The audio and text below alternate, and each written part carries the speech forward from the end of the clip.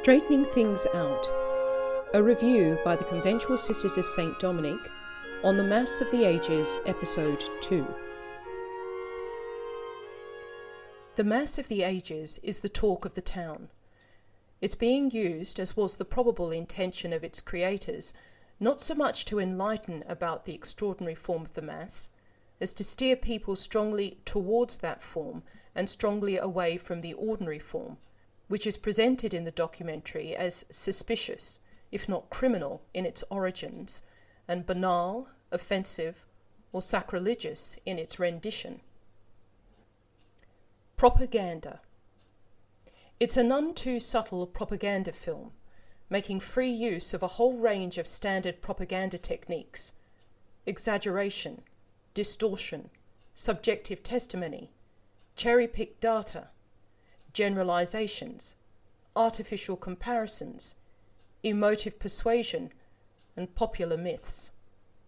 This is a pity, since the official liturgy of the Church, coming from whatever era you might choose, including that of the present, doesn't need propaganda to make it stand up. The old form of the Mass is presented at its best. This would be fine if it were not being frequently juxtaposed with inferior clips from the new Mass at its worst. The message that the old Mass is always beautiful and reverent, and that the new is always embarrassingly sloppy and mundane, is simply not true. Myths about the pre-Vatican II Mass. We should note that there are comparatively very few old form Masses being said in the world at present, and they are, no doubt, mostly being said with conscious decorum, in high church settings, and with fine music, and maximum liturgical accoutrements. There's probably no doubt as to their beauty and inspiration. However, what most of the younger people who are enthusing about this form of Mass are unaware of is that before Vatican II, the basic liturgical scene was largely that of the low Mass said in local churches, sometimes quite poor and shoddily furnished. Many people experienced it as said perfunctorily, by priests who had the rubrics off by heart, but who often had zero flair in the ars celebrandi. They were often attended by congregations detachedly saying their rosaries or singing their vernacular hymns ad lib. The general scene was anything but high church. Thomas Day, in his satirical but historically well-founded book, Why Catholics Can't Sing, describes everything in the American liturgy, from the impoverished, Irish-inspired liturgical tastelessness of the pre-Vatican Church to the secularized travesties of the post-Vatican.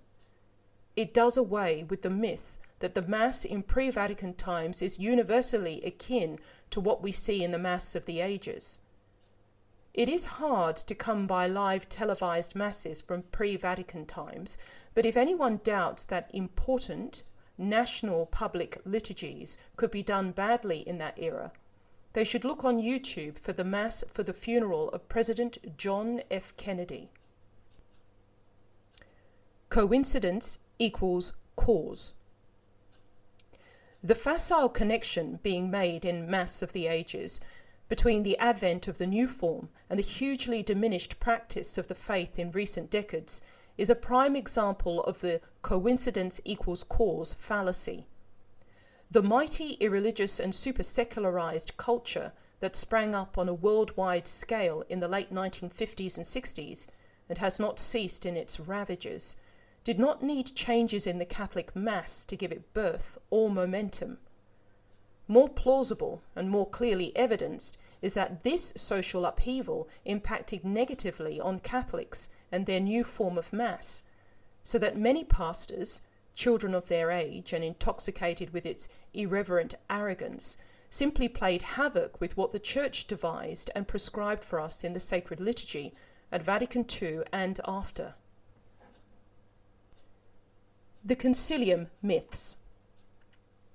One very disturbing factor in Mass of the Ages is that it buys into the mythology about the Novus Ordo being the work of a Freemason, Anabalo Bonini, secretary to the group called Concilium, which was set up after Vatican II to facilitate the reform of the liturgy.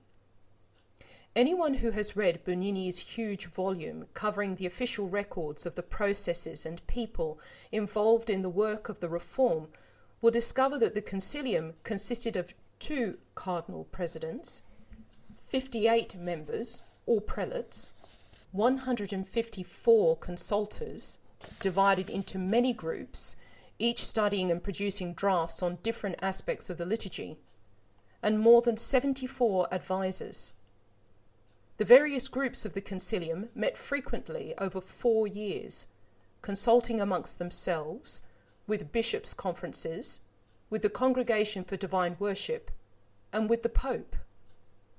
It's worth considering how one small priest, even one appointed as secretary to this large and influential group, could manage to drive the whole thing on his own terms and virtually write the new Mass single-handed.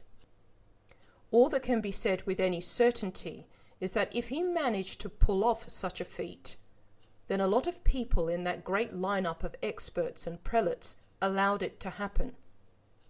Who, we should ask, is the real villain of the piece? The Masonic myth. As for Bonini's Masonic reputation, no one has come up with real evidence of this, and the argument seems to rest chiefly on Paul VI's sudden banishment of Bonini to Tehran as papal nuncio. If the Pope had reason to believe that Bonini was a Freemason, why did he raise him to the episcopacy and the status of nuncio rather than suspending, defrocking, or excommunicating him? It's not at all to the credit of the creators of Mass of the Ages or of the proponents of the old form of Mass that they descend to perpetuating personal calumny in order to cast sinister shadows over the new form of Mass.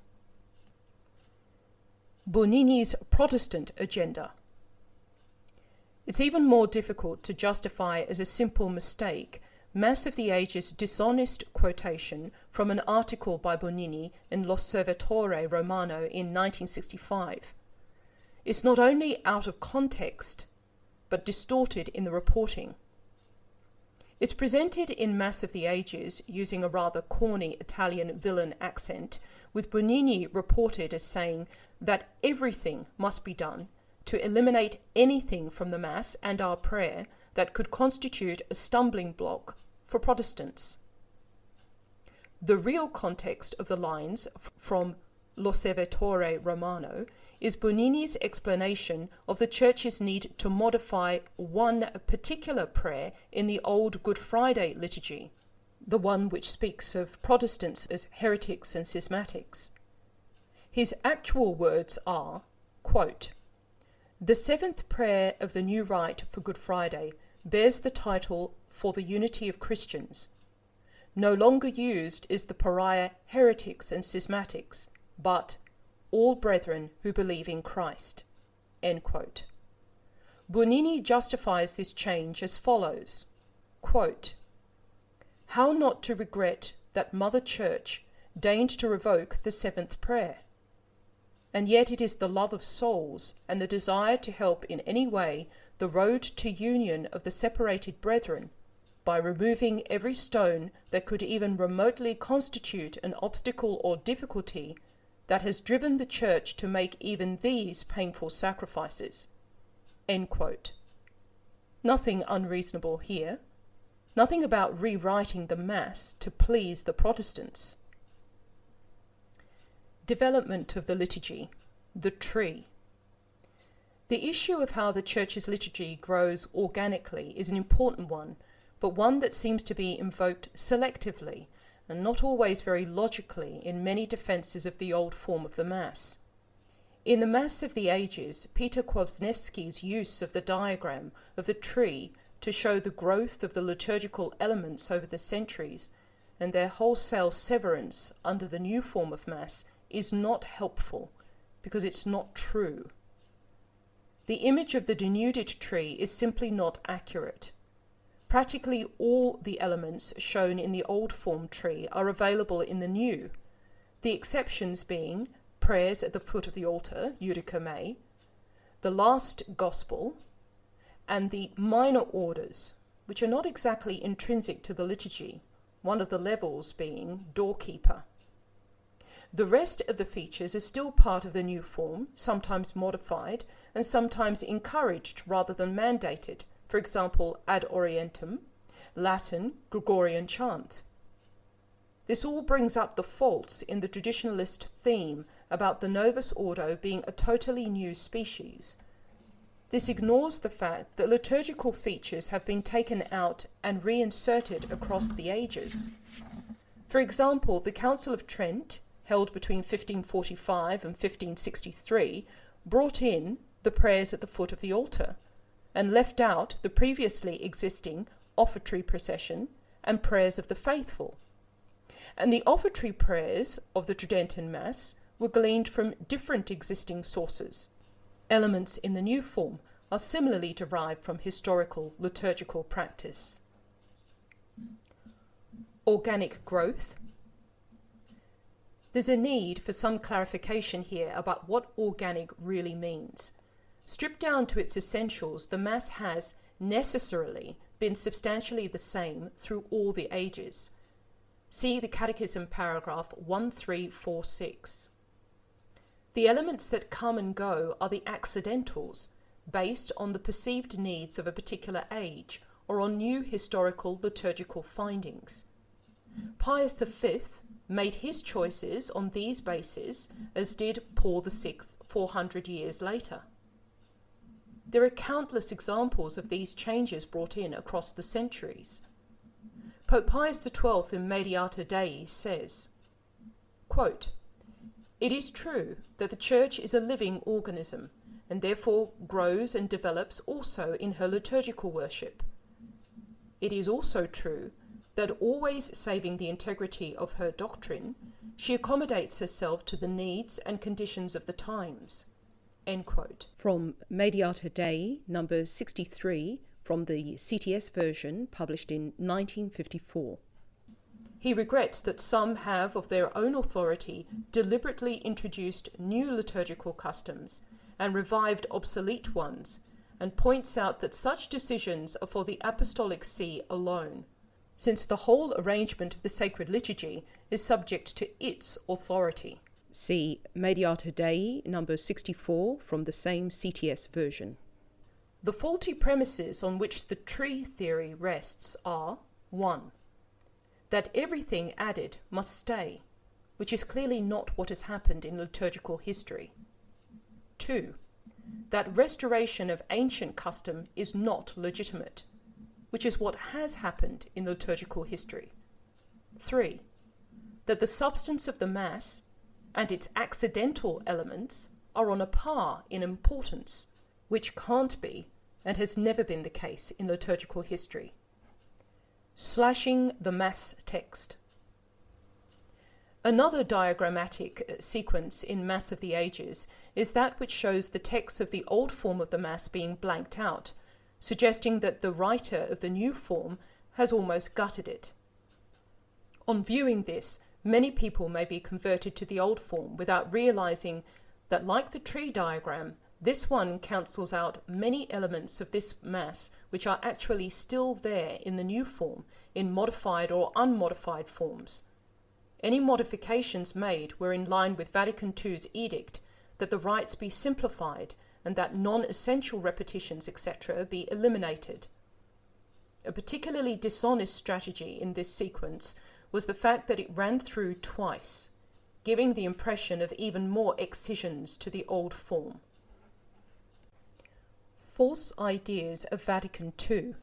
Vatican II is treated by many of the speakers in the film with a mix of condescension and disparagement. The document Sacrosanctum Concilium in particular comes in for some criticism, and the practical implementation of it for even more. Unfortunately, many of the negative assessments of the new order of Mass rest more on what people have done with and to the new form than about what it lays down and provides for. There are comments in the film insinuating, if not saying outright, that the Vatican II liturgy threw out Latin. making the use of the vernacular mandatory, outlawed Gregorian chant and sacred polyphony, forced the priest to say Mass versus populum, introduced communion in the hand, omitted half the prayers, destroyed the offertory rite, and introduced novelties like more scripture readings, offertory processions, and prayers of the faithful. The Council's dogmatic constitution, Sacrosanctum Concilium, did none of these things. Neither did the new order of Mass promulgated in 1969. The changing of some of the prayers of the offertory was done to clarify the meaning of that part of the Mass, and their concepts are explained in the Catechism, paragraph 1350, and in Pope Benedict's Sacramentum Caritatis, paragraph 47. Those novelties introduced were revived elements from liturgies of past eras and were seen as important to the people's better understanding of and participation in the Mass. In these discussions, there needs to be at least a distinction between what the Church wants and what the innovators bring in. It's possible for a priest to celebrate a Novus Ordo Mass in such a way as to incorporate practically all those elements regarded as lost at Vatican II: Latin, ad orientem, Gregorian chant, incense, etc. More and more priests are attempting this, although the resistance of those hardened to the inferior liturgical habits of 60 years is often a barrier. It's worth noting that the earliest and worst destruction was worked on the Novus Ordo, and even before it, by priests and bishops formed in the pre-Vatican II seminaries. These men became the seminary rectors and mentors of the relatively few young men training for the priesthood in the late 60s and 70s. There were obviously some serious gaps and flaws in their pre-Vatican II theological and liturgical studies. If we know church history, especially in relation to the liturgy, we know that the picture drawn of an unbroken progression of liturgical fidelity and purity prior to Vatican II is a fantasy which Mass of the Ages seems busy to portray. Liturgical history is actually quite chaotic. Pius V may have tried to tidy things up with his Tridentine Mass, but that too went by the board in various places and has passed through various phases and fashions over the intervening centuries, many of which incurred the Church's condemnations and papal interventions. Leo XIII, for example, had to protest against the worst kinds of secular music being used in churches in the late 19th century. The Mass style of the 17th century Baroque period became virtually a dazzling court or theatrical performance. Dr. Geoffrey Hull, who is no fan of the new Mass, reports in his historical study of the Mass, The Banished Heart, that one of the bad fruits of the post-Tridentine Church was that, provided the validity and integrity of the rite was preserved, it might be celebrated in a way influenced by the style of the particular time. Hence, the same Mass of St. Pius V might be celebrated in the style of grand opera in the 17th and 18th centuries, in an entirely artificial mock Gothic style in the 19th, and on the eve of the Vatican Council, with electric guitars and pop tunes blasted through the microphone. The commentaries. The commentaries by various experts in the course of the Mass of the Ages are interesting but notably one-sided. Some are simply emotional perspectives, while others are commentaries mostly from individuals well known for their extreme and even heretical views on the Church, the papacy, and the liturgy. There's an attempt in Mass of the Ages to modify their usual tone, but anyone who has tuned in to their writings or copious online commentaries will know that their attitudes to Vatican II, the Novus Ordo Mass, and the present papacy tend towards bitterness and either heresy, schism, or both. Comments by carefully selected bishops and priests are not very useful. In general, they are superficial echoes of the popular traditionalist mantras and don't teach anything of substance about the history or theology of the liturgy. A great opportunity missed. On the whole, the film bypasses a great opportunity for explaining the Mass. one comes away with a strong idea that most of the people behind it, or on the screen, are not particularly well informed liturgically. If they are not doing much to share their knowledge. Most of what they have to say is in the nature of emotive outpourings or obscure complaints made without clear theological reasons. Why complain about having more scripture readings in the new Mass, while at the same time lamenting the reduction of signs of the cross and genuflections? It all sounds a bit arbitrary.